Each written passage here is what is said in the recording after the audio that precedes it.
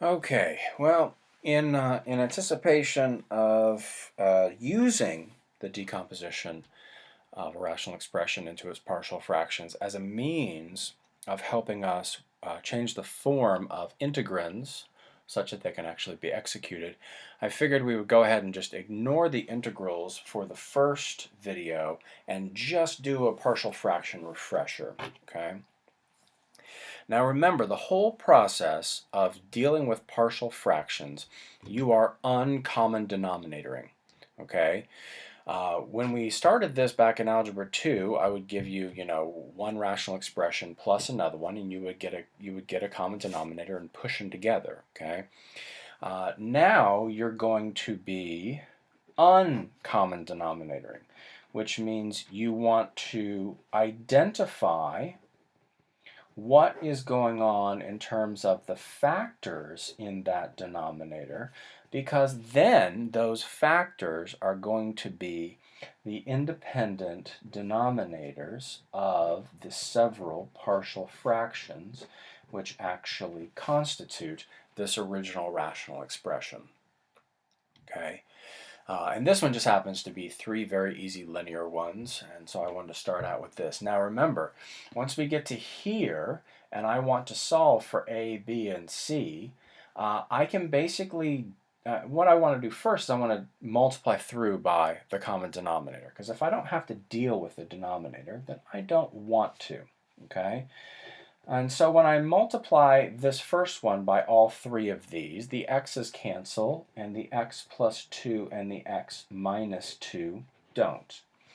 When I multiply it by the second one, the x plus 2's cancel, and the x minus 2 don't. When I multiply those three factors times the third, the x minus 2 cancels, but the x and the x plus 2 don't. Now the great thing about this is I can use the Heaviside method, okay, or what I often call the convenient value method, okay? Because all of them are linear and they're non-repeating, I should be able to plug in those three magical x values in order to find A, B, and C. Now you remember the justification for this is not your ordinary equation, right? This is an identity of sorts, okay? And therefore you're not looking for an x value that makes this true. You want an A, B, and C which makes this true for all x.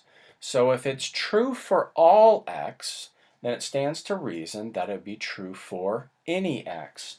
And that basically is our justification of why we can sort of march through and basically say, well, if x is equal to 0, if x is equal to 2, and if x is equal to negative 2. So when x is equal to 0, the left side is I get 5 times 0 minus 2, or negative 2.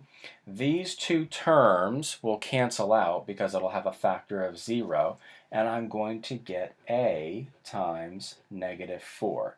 Well, that means a is equal to 1/2. Fantastic, we found one of them. Let's go ahead and plug in 2 into here. I'm going to get 10 minus 2, or 8.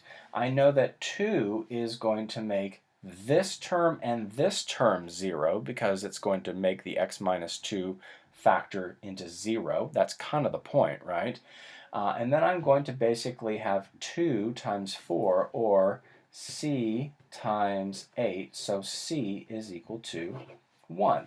So if x is equal to negative 2, that winds up being negative 12. I know that that's going to turn the first and the third term into excuse me, zeros, and I only have to reckon with that b term now.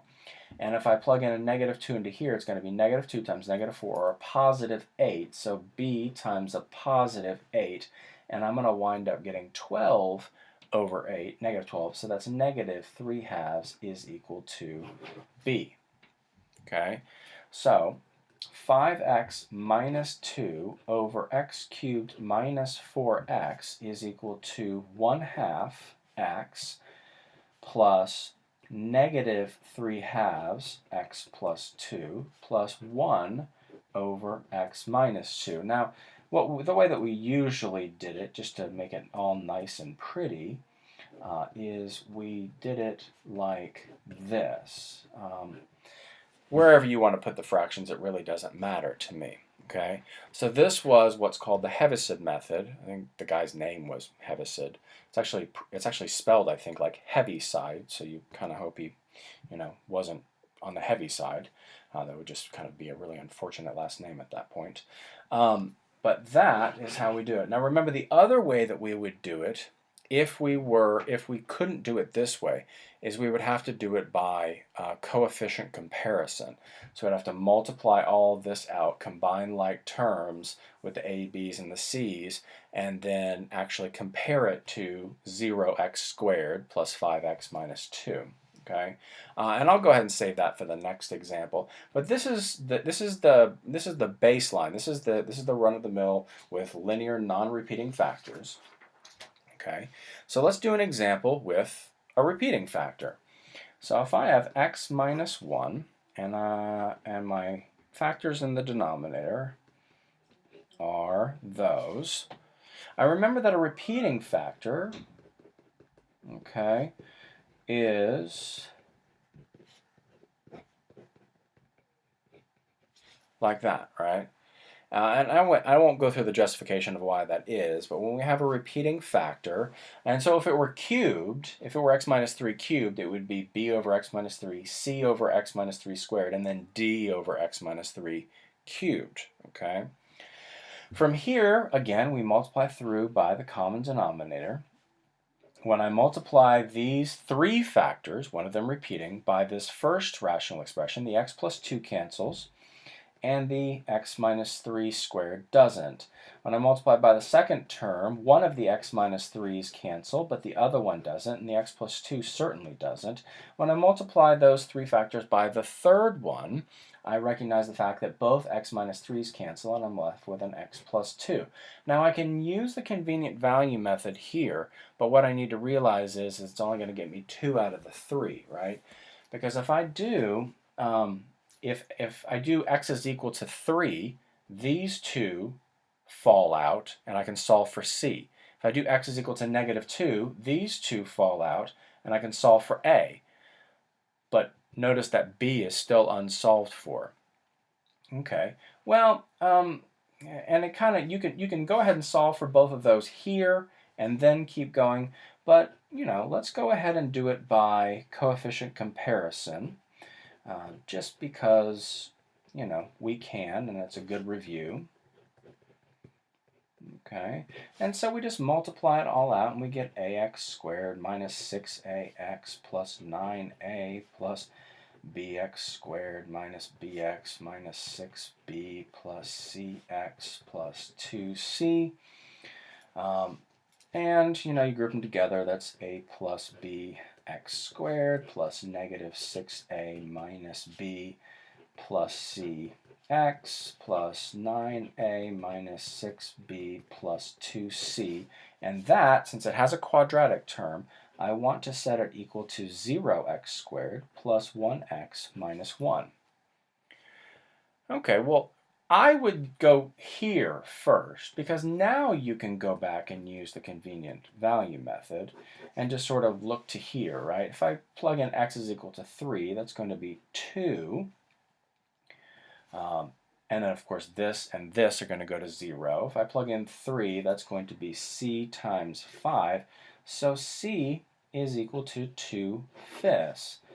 If x is equal to negative 2, okay, I'm going to get negative 3, and negative 2 plugged into here is going to be negative 5. Squared is 25, so a times 25. So a is equal to negative 3 over 25. Well, that makes finding b very, very easy, because if a plus b is equal to 0, because this is true for all x, these coefficients have to be identical. A is equal to negative b, so b is equal to positive 3 over 25. And that makes my job very, very easy. From there, we just go back to the original, go ahead and pop those into the numerator, and that winds up being our decomposition into partial fractions. Now, of course, it's then going to be embedded within a larger integral problem, and basically once I've gotten there, you basically Well, we'll deal with that when we get there. I don't want to get ahead of myself. Okay. Now, we've dealt with a repeating linear. Let's deal with the other one that we're used to seeing when we do decomp. Okay.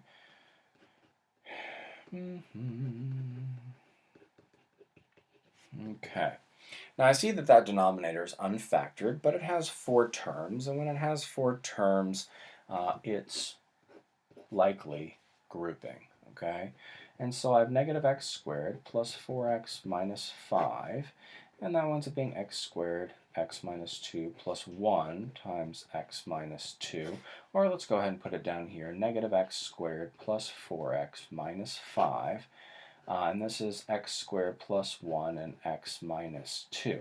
Now remember, this is what we usually call an irreducible quadratic. An irreducible quadratic, when it is over here, can have a constant in the numerator, but it can also have a linear. And so I have to put bx plus c just in case. And if it winds up being a constant, then the algebra will work out, and you'll just wind up getting a 0 value for b. Okay, so let's go ahead, now that I have this, and let's go ahead and multiply through by the common denominator, and I get negative x squared plus 4x minus 5 is equal to ax squared plus a, and plus bx squared minus 2bx plus cx minus 2c. I went ahead and just did the multiplication to save ourselves a step. Plus c minus 2bx plus a minus 2c. And you can use the convenient value method where x is equal to 2 if you wanted to. But from here, and I guess that's actually probably a good idea.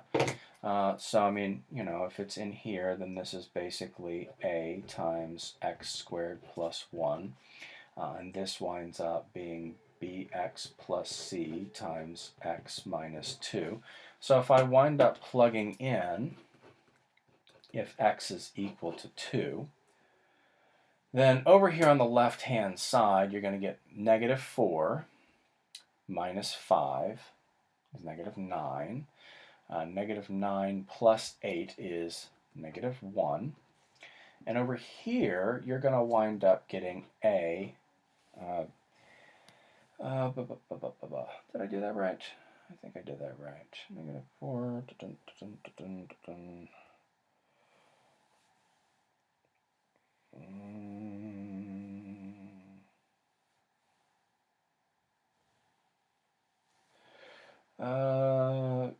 Yeah, let's go ahead and just keep going. And that winds up being 5. So a is equal to negative 1/5. Okay. Well, I know if a plus b is equal to negative 1, as it must be, right? Then negative 1/5 plus b is equal to negative 1, or b is equal to negative 4/5. And then if I'm going to deal with that, I know that, and you can go either way. You can either compare, I would go ahead and put 4 is equal to c minus 2, and that's b, right? So 4 is equal to c plus 8/5, and this is 20/5, so c is equal to 12/5, and that winds up being those coefficients a, b, and c for that. So you wind up getting negative 1/5 over x minus 2 plus negative 4/5 x plus 12/5 over x squared plus 1. And, like we've done in the past, you can factor something out, and it winds up being x minus 2 plus 4x minus 12 over x squared plus 1. And that makes it all nice and neat, and that's your decomp. Okay? So that winds up being basically a couple of examples. Let's do one more. No, actually, I mean that's pretty much it. The only thing, it would just be redundant from here. Go ahead and make sure you consult the notes that I hope you saved from Algebra 2 and Pre-Cal, where we covered this, and all the examples, not only from the lecture but the ones that I posted for you, and all the testing quizzes and stuff like that. We'll go ahead in the next video and go ahead and start applying this to integration, such that we can actually see the payoff. Okay.